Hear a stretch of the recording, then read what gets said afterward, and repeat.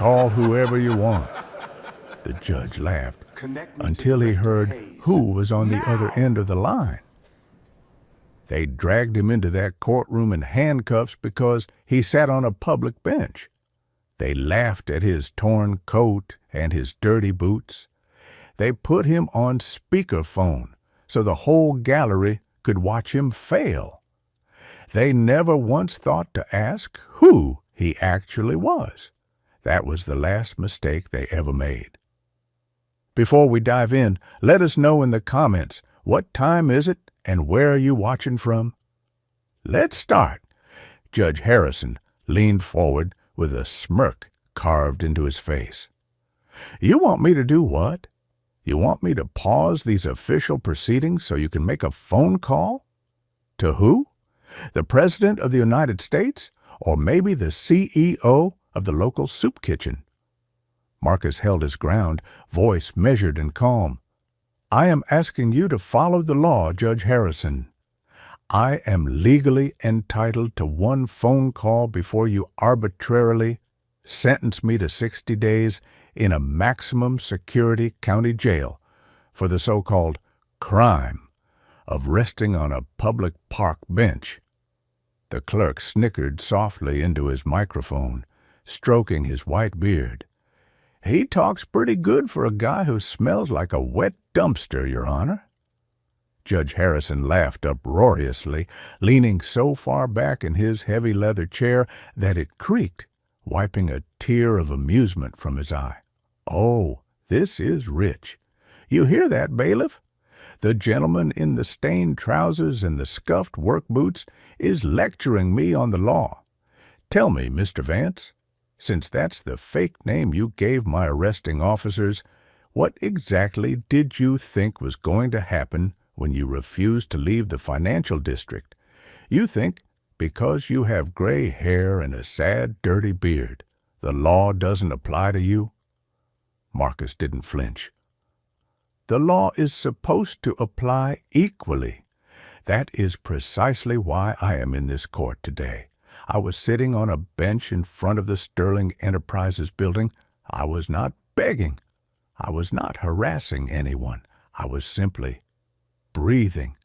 Your officers dragged me out of there and threw me in a cell because your city has a hidden quota to meet. You are sweeping the poor into private prisons to gentrify the downtown area. I am here because you and your officers are violating basic human rights." The bailiff chuckled, stepping closer to the defendant's podium, his hand resting on his radio. "Should I put the cuffs back on him, Your Honor? I think the street fumes are making him delusional." No, wait, bailiff." Judge Harrison waved a dismissive hand, eyes gleaming with cruel entertainment. "I am actually enjoying this. Look at him. Look at this tattered overcoat. It's practically fallen apart at the seams. That gray hoodie underneath is covered in grease. And he stands there, completely broke, absolutely powerless. A ghost that society threw away, demanding rights. It's hilarious. You want your phone call, old man? Fine. Bailiff, bring him the landline. Let's put it on speakerphone for the whole gallery to hear. Go ahead. Call whoever you want. Let's see who's rushing down to the municipal courthouse to save a homeless vagrant." Marcus looked at him with quiet, unshakable composure. "I am wearing these clothes, Judge, because if I wore my usual attire, you would have treated me with the respect that you legally owe to every single human being that stands in this room. But you only respect wealth. You only respect visual power. You look at my torn coat and my dirty boots, and you see a victim. You see someone you can crush without consequence." Judge Harrison slammed his gavel down, his smile turning cruel. "I see a nuisance. Now make the call, or I am doubling your sentence for contempt of court, and you will rot in that cell for 4 months." Marcus picked up the white landline phone receiver. His face was entirely serious, heartbroken not for himself, but for the utter decay of the justice system. He didn't look at the grinning bailiff or the chuckling clerk. He stared dead into Judge Harrison's eyes and dialed a secure 10-digit federal number. The phone rang loudly through the courtroom speaker system. Federal Bureau of Investigation Director's Office. State your clearance code. The laughter in the gallery immediately died. The bailiff's wide smile dropped instantly. Judge Harrison leaned forward, his black robe rustling, his brow furrowing in sudden creeping confusion. Marcus kept his voice even. Clearance code, Vance Omega 7. Connect me to Director Hayes now. Right away, sir. Transferring. The clerk whispered frantically to the judge, his face suddenly pale. Your Honor, is this a prank? How does a street beggar have the direct line to the FBI? Judge Harrison's voice wavered slightly as he tried to maintain his authority. Hey, who is this? If this is some kind of elaborate joke, I will have you prosecuted to the fullest extent of... Director Hayes's voice cut through the speaker. Marcus, good Lord, it's about time you checked in. My entire team has been sweating bullets for a week. Are you safe? Where are you right now? I am perfectly fine, Robert. Marcus's tone didn't change. However, the justice system in this county is not. I am currently standing in Municipal Courtroom 304. Presiding Judge Thomas Harrison. I have just been aggressively mocked and sentenced to 60 days in a private jail for sitting on a public bench. Judge Harrison? Director Hayes's voice sharpened instantly. The exact judge we've been tracking for the illegal kickback scheme with the private county prisons? He actually arrested you? He took the bait? He didn't just arrest me, Robert. He laughed.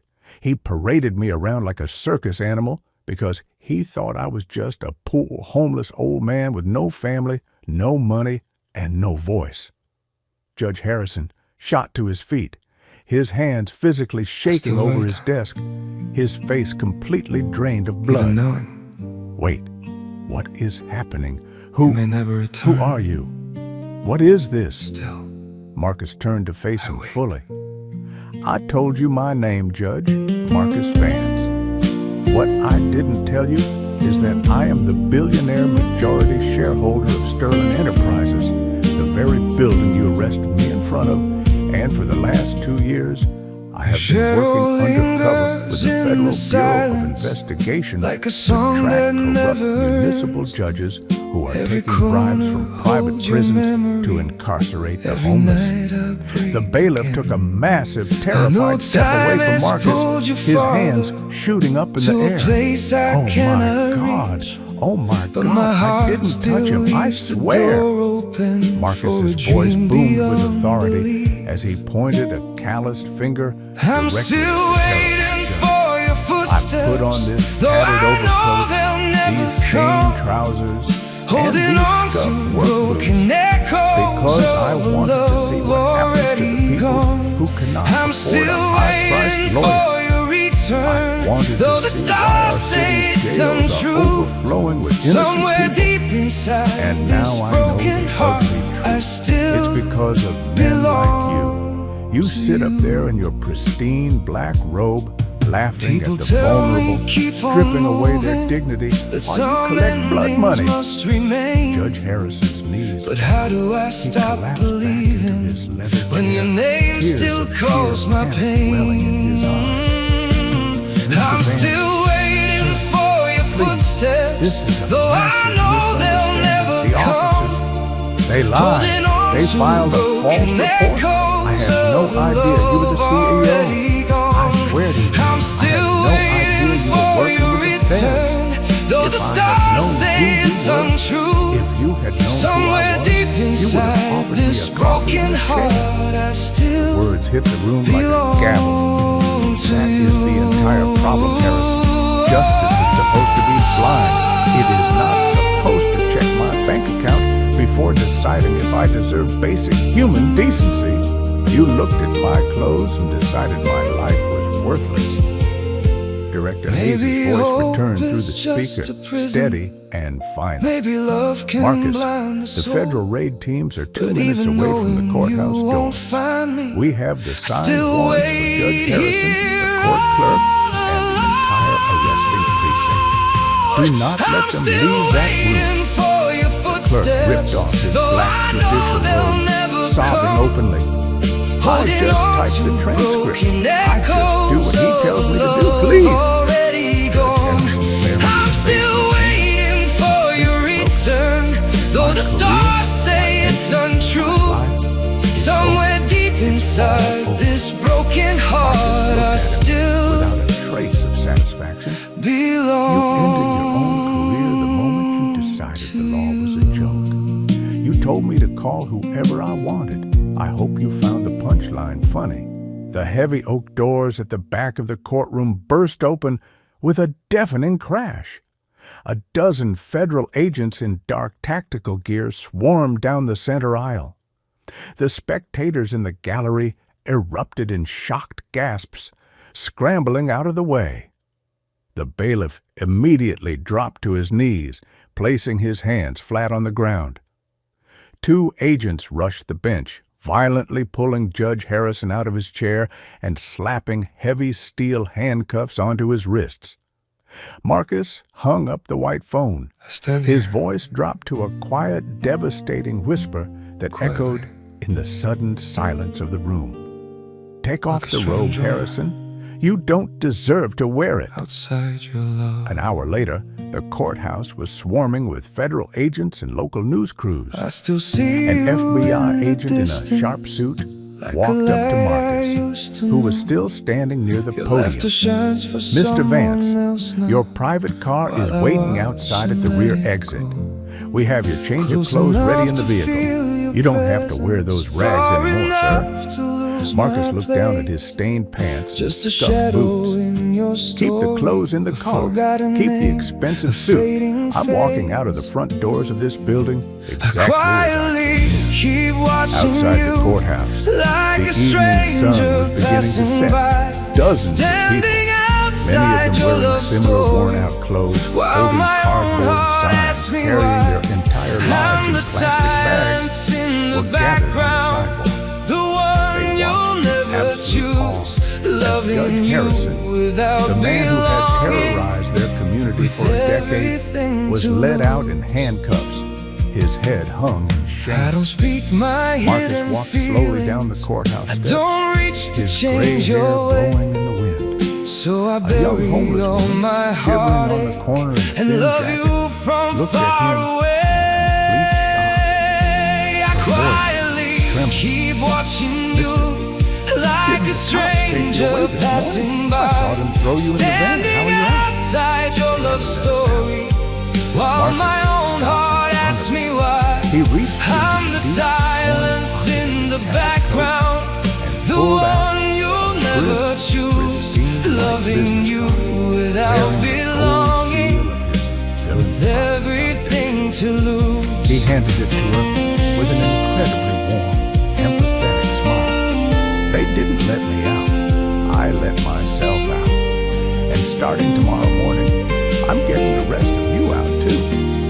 Go to the address on Maybe this card. someday I'll Tell stop the people at the hoping, front desk stop that Marcus sent searching you. your eyes for You're going to me. get a warm bed, But a until hot then, meal, I'll stay and a real a paid shadow attorney where to your clear your heart records. will never be. Tears spilled over her cheek as she read the gold letters on the card and looked up at him in Keep disbelief. watching you like a stranger doing this, boy? passing by. You look just Standing like us. outside your love Marcus story, gently placed his while calloused my hand own on her heart shoulder asks me why. because I'm the silence was in you. the background, and I learned the that one the you'll most never dangerous thing a corrupt choose, system can ever loving you do is assume without that a man in belonging, torn clothes has nothing left to with fight for. everything The court to lose. is closed today, but justice is finally open.